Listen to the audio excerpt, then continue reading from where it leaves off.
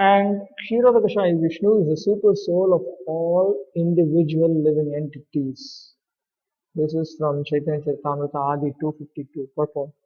Now, here note that if these three Vishnu forms are super souls, then whatever they are a super soul of can be considered to be metaphorically their body.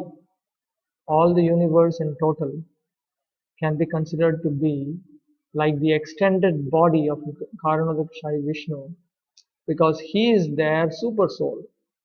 Similarly, Garbhodakashayi Vishnu is the super soul of the collective living beings. So all the living beings put together can be said to be his extended body in the metaphorical sense. Similarly, each living entity has Kshirodakashayi Vishnu as his super soul. Therefore, the individual living entity can be said to be metaphorically an extended body of Kshirodakashayi Vishnu. They, Karanodakashayi Vishnu, Garbhodakashayi Vishnu, Kshirodakashayi Vishnu, they have their respective spiritual bodies, but we are not talking of that. We are talking of body in the extended philosophical sense.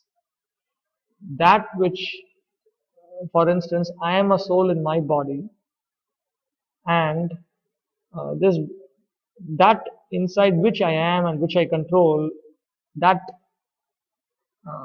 is called my body. So because Karanodakashayi Vishnu is inside the collective universes and he controls it, without whom these collective universes cannot exist in that form, therefore he is said to be their soul. Similarly, Garbhodakashayi Vishnu, he is said to be the super soul of the collective living beings because the collective living beings cannot exist and function without him, just as a body cannot exist as a body, nor can it function as a body without a soul inside it. Similarly, the individual living entity cannot function or cannot exist as such without the Supreme Lord being his soul in the form of the super soul. So it is in this sense that creation is considered to be the body of the Supreme Lord.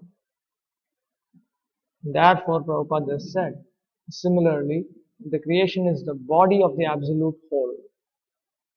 Therefore, the Absolute knows everything directly and indirectly that happens in the creation because he is fully cognizant and he is the soul, the super soul, meaning the super soul. Therefore, he is fully aware of everything that happens in the creation.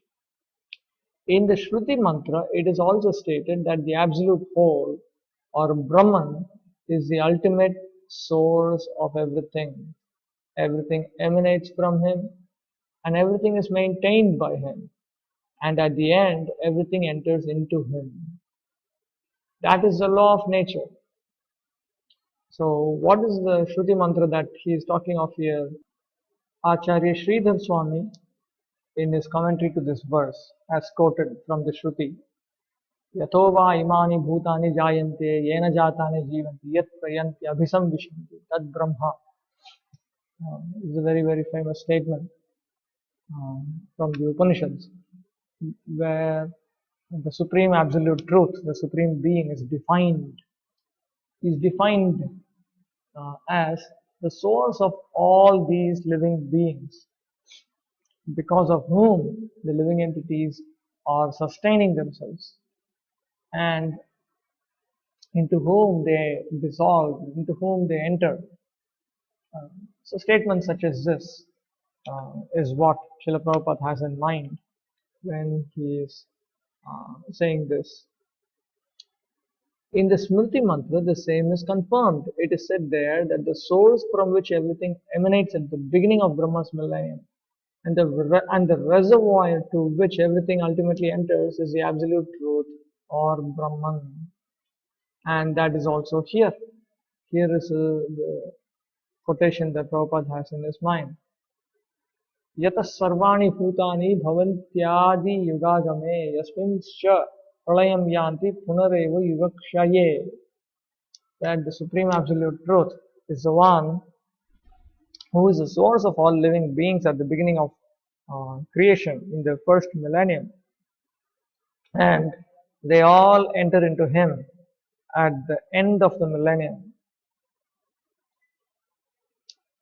Material scientists take it for granted that the ultimate source of the planetary system is the sun, but they are unable to explain the source of the sun. Herein, the ultimate source is explained. According to the Vedic literature, Brahma is the creator of this universe, yet he had to meditate to get inspiration for such creation. This is brought out in great detail in the third canto of the Bhagavatam. Therefore, neither Brahma nor the sun is the ultimate creator. It is stated in this shloka that Brahma was taught Vedic knowledge by the personality of Godhead. Tene Brahma Hridaya Adikavaye. Lord Brahma is the original scholar, but he became the original scholar only uh, by the mercy of the Supreme Personality of Godhead who taught him Vedic knowledge. One may argue that Brahma, being the original living being, could not be inspired because there was no other being living at that time. Herein it is stated that the Supreme Lord inspired the secondary creator Brahma in order that Brahma could carry out his creative functions. Note this expression, secondary creator. This is how Prabhupada is chosen to describe Lord Brahma. He is a secondary creator because the Supreme Personality of Godhead is the primary creator. It is by the mercy of the Supreme Lord that Brahma is able to create, and this is accepted by Lord Brahma in the Bhagavatam. Srijyam srijami srishtoham.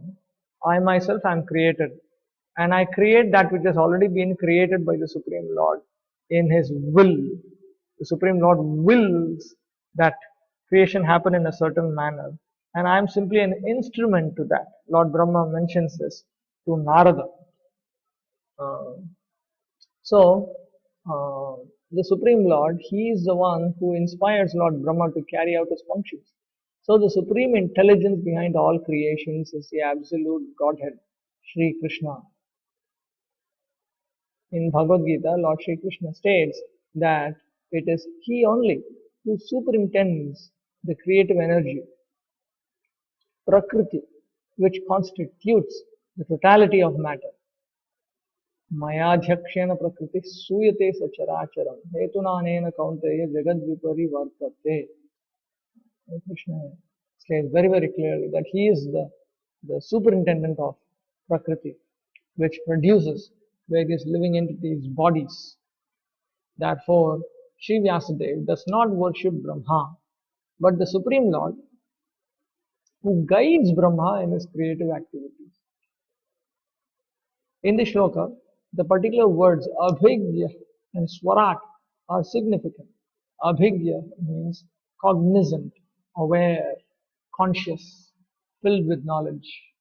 And swarat means one who shines by himself, one who is independently situated. These two words distinguish the Supreme Lord from all the other living entities. No other living entity is either abhigya or swarat. Now, in abhigya, we notice gya means one who knows, a knower, but abhigya means one who knows completely. Abhigya means one who is fully cognizant. Swarat, fully independent. That is, no one is either fully cognizant or fully independent. For instance, take the liberated souls. The liberated souls are conscious. The conditioned souls are not conscious because they are covered over by illusion. But even the liberated souls are not fully cognizant. And certainly they are not independent. Swarat. By themselves, they are not independent. They are still dependent on the Supreme Lord's mercy. Even Brahma has to meditate upon the Supreme Lord in order to create. So the idea is even Brahma is independent. He is not, even Brahma is dependent, sorry, he is not independent. Even he has to meditate upon the Supreme Lord and be blessed by the Supreme Lord in order to create. Then what to speak of great scientists like Einstein? Einstein is just a human scientist. He is considered an icon of marvelous scientific intelligence. But uh, even such a person, even such a person is not fully cognizant, nor is he fully independent. The brains of such a scientist are certainly not the products of any human being. Scientists cannot manufacture such a brain, and what to speak of foolish atheists who defy the authority of the Lord. So the idea is that scientists, uh, they cannot manufacture the brain of someone like Albert Einstein. It is not that you can consciously create such geniuses, except in science fiction movies. Even Mayavadi impersonalists who flatter themselves that they can become one with the Lord are neither Abhigya nor Swarat. The Mayavadis, they flatter themselves by meditating on utterances such as Aham Brahmasmi, I am the Supreme Brahman, Soham, I am He, I am the Supreme Being. But in reality, they are not Abhigya, fully cognizant. They are not Swarat, independent. Such impersonalists undergo severe austerities to acquire knowledge to become one with the Lord. But ultimately, they become dependent on some rich disciple who supplies them with money to build monasteries and temples. So even they become dependent. They perform various austerities because they are not independent. Krishna does not have to perform austerities in order to teach Lord Brahma Vedic knowledge. And these impersonalists, Mayavadis, they become dependent on some rich disciple. Further evidence that they are not independent. Atheists like Ravana or Hiranyakashipu had to undergo severe penances before they could flout the authority of the Lord. Now one might say, but there were atheists like Ravana and Hiranyakashipu, and they revolted against the authority structure set up by the Supreme Lord. How was that possible? They appeared to be independent, but they had performed severe penances in the past. So if you analyze very carefully, you notice either in the past or in the present, you have to be dependent on someone. You cannot, in the past and in the present and in the future, be absolutely independent and absolutely cognizant. Atheists like Ravana or Hiranyakashipu had to undergo severe penances before they could flout the authority of the Lord. But ultimately they were rendered helpless and could not save themselves when the Lord appeared before them as cruel death. But ultimately they were put into helpless situations, and they could not protect themselves when Krishna appeared and killed them. Now, the idea is that ultimately you have to surrender to death. You have to surrender to old age. You have to surrender to disease. As one of Prabhupada's disciples, Satsarup Maharaj, mentioned that at a certain point after Prabhupada came from uh, in the 60s, after Prabhupada had come to India with Kirtanananda, whom he, to whom he gave sannyas initiation. And then he went back, and then by that time, people were all offering obeisances unto him. If I remember correctly, this is when within ISKCON, devotees started to offer obeisances unto Prabhupada's lotus feet. And people are very much irritated, some of them. What is this? I don't bow down to anyone. But Prabhupada said, no, you bow down to old age, disease, and death. Everyone has to bow down ultimately.